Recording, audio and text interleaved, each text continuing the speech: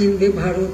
এত বড় বড় দেশের বিরুদ্ধে কথা বললে আর ক্ষমতায় থাকা যায় না। দুর্ভাগ্য বিষয় 2001-এ সরকারে আসতে পারেনি। তার কারণ ছিল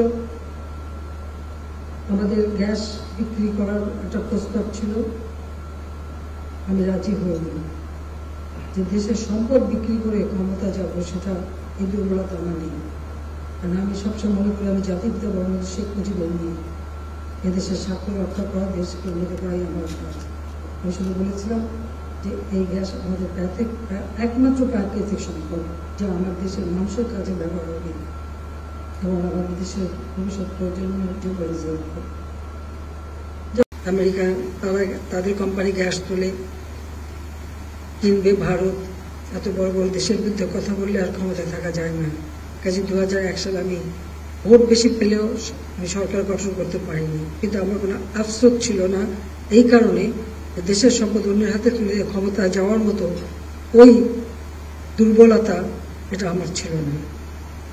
যাও 2001 থেকে 2008 অনেক ঝড় ঝঞ্ঝা পার হয়ে 2008-এর নির্বাচনে আমরা জয়ী হই এবং সরকার গঠন করি। তখন থেকে প্রচেষ্টাই ছিল যে বাংলাদেশকে ক্ষুধা দারিদ্র্যমুক্ত উন্নত সমৃদ্ধ বাংলাদেশ হিসেবে গড়ে তোলার পরিকল্পনা নেব।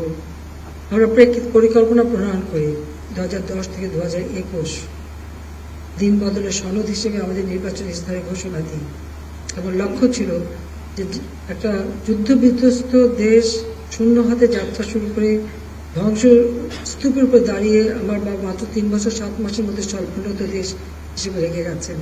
কাজে আগামীতে আমাদের 2020 সালে জাতির পিতার জন্ম শতবার্ষিকী এবং 21 সালে আমরা স্বাধীনতা সুবর্ণ জয়ন্তী যখন পালন করব, অবশ্যই বাংলাদেশকে একটি ধাপ আমাদের উন্নীত করতে হবে।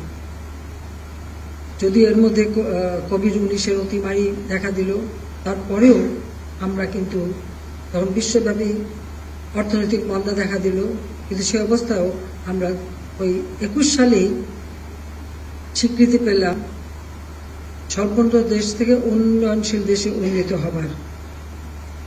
এবং এই ঘোষণাটা আমাদের জন্য একটা বিরাট অর্জন ছিল, যখন আমরা স্বাধীনতার সুবর্ণ জয়ন্তী এবং জাতির পিতার জন্ম শতবার্ষিকী একই সাথে পালন করছি, সেই সময় এই ঘোষণাটা আমরা পাই।